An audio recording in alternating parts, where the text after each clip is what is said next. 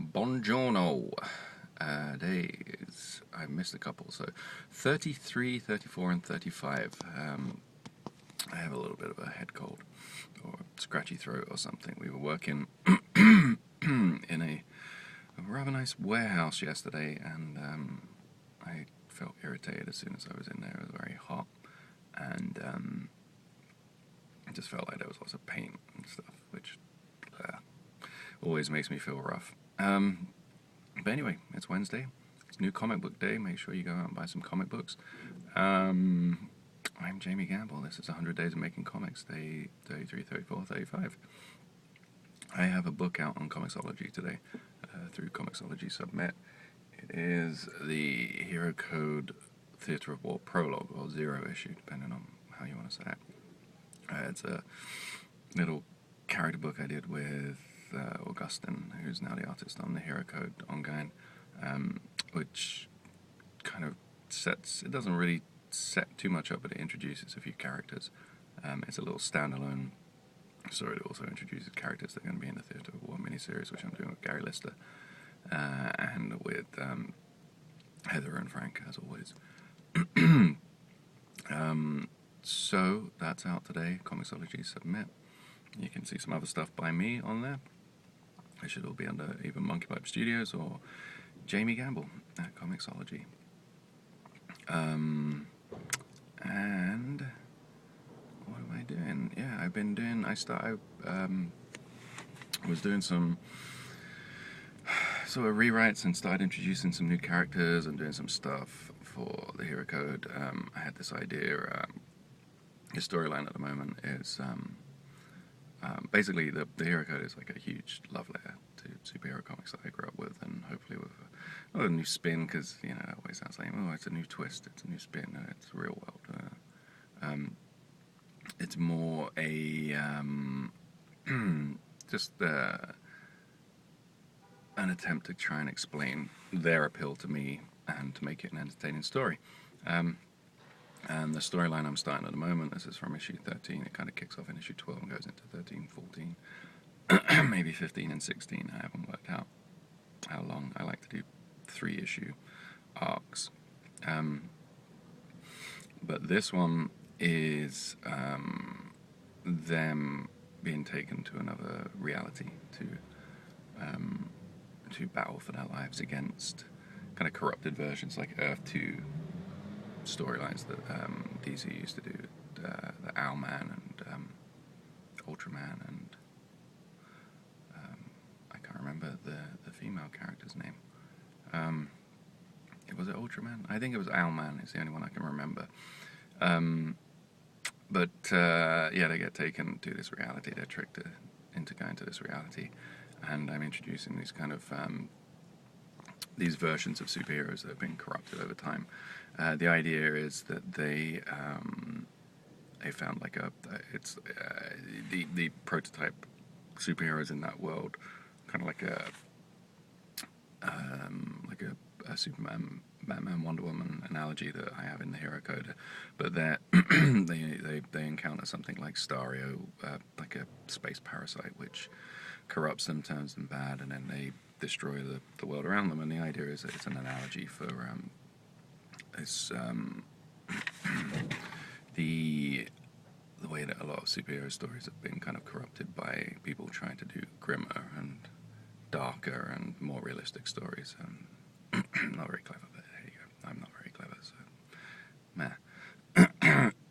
Sorry about this. And one of the aspects that I introduce is like an X-Men analogy, which I always loved. I can't pinpoint the exact moment I started reading comics. They've always been around. I read the Mr. Men books very early on, which kind of led to, in England, there was a lot of humor comics like the Beano, the Dandy, Whizzer and Chips, Beezer, and just different, very good, honest, fun children's comics that came out weekly. And then from there it became like 2000 AD and a lot of the Marvel UK stuff, a lot of reprints, and a lot of new stuff that was coming out. So they kind of it all blurs into one, which was the first one. I could never, when people say, "Oh, my first comic book was this," I could never pinpoint it because it always seemed to have been there. And also because there was reprints, and then again the American books, I can never remember an exact timeline. So, I read X-Men as reprints, and I think it was Mighty World of Marvel, might not have been, but that reprint series, and that had a lot of like the John Byrne, the Start of the Phoenix, and the Hellfire Club, and I remember those, but then I remember getting the book as well. So X-Men was kind of not important, but definitely a part of my childhood reading, and I think everyone of my age or around my age definitely read it because it was such a powerful book at that time. It was everywhere. It was, and it also had a singular voice, or a singular collaborative voice, I should say. Chris Claremont, and the various artists he worked with, like John Byrne particularly, became such distinctive voices, and the Marvel technique really helped them develop. So, God, that sounds a bit patronizing, but it became like you read books because it was a kind of singular voice running through them. I read Daredevil because it was very much Frank Miller, and I read X-Men because it was very much Claremont and Byrne, and later you had John Romita Jr. And Mark Silvestri, and those were like the three main threads that ran through my X-Men love. When I really enjoyed the book, so I agree. I've been working on these character designs, and let me show you. These are kind of rough. You can see my very rough, sketchy thing. They're all kind of plays on characters. This one's like a Cyclops version, but from his mouth rather than from his eyes. That one is the Iron Curtain, who's obviously Colossus. This one is Tempestus, I think I call her. These are all place names. They can change at any point until we go. She's like Storm, but as Joan Jett. And this little guy here, I'm trying to get a Puck, Wolverine, Beast kind of character all in one. He's like a little. I came up with a name. Can't remember what it was, but it's the Spanish for Jackrabbit. So whatever that is, I can't remember. I'll have to look it up. And then this girl down here is Marvel Girl, who, or in my version, who her superpower is, of course, that she constantly dies and then comes back to life. And there you go.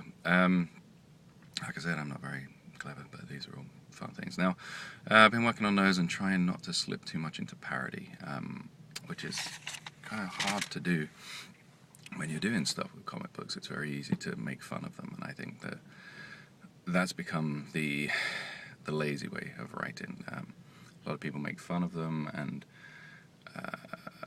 point out the absurdities of comics, and they are absurd, but I think you should embrace that, and I think you should I think we've kind of played out the isn't this silly motif, isn't this silly, this wouldn't work in the real world, and it's like, of course it wouldn't, but we're not doing it for the real world. The real world is another story. So there you go. Character designs for me are kind of fun. I'm going to ramble on a bit because this is 3-in-1.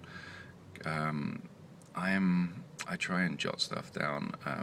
With the hero code ongoing, I came up with 23 characters initially, and I've added a few since then and taken a few away. But the 23 character, the initial outline, which was I was going to have 3 stages, which was going to be the World War II, then the pulp heroes, and then the kind of 70s Teen Titans, Justice League kind of team. So I worked with an artist named Dan Smith, a good friend of mine, who helped a lot with the character designs. I think I came up with 2 of them, but I am, my colouring and my sketching isn't great. I was kind of proud with the ones I came up with. I came up with the Occultist and the Black Wraith, who both look good, but my version of Black Wraith, when I coloured it, was kind of like a nightmare, because I had him in a plaid suit and beige and brown, and then his cloak was it was horrible purple, I think. So he working with Dan really helped. So it's important to work with people who are visual when you're doing visual stuff, and it was great working with him. So thanks, Dan. He outlined all the rest of the characters, and then Drew Johnson redesigned the Myth character, how she looks now. So actually, we had her looking more operatic before. Visual people, good, and parody, okay in the right context, and mocking comics, bad. That's it. Have fun. Have a good day. I'm out. These might be a little sporadic for the next few days.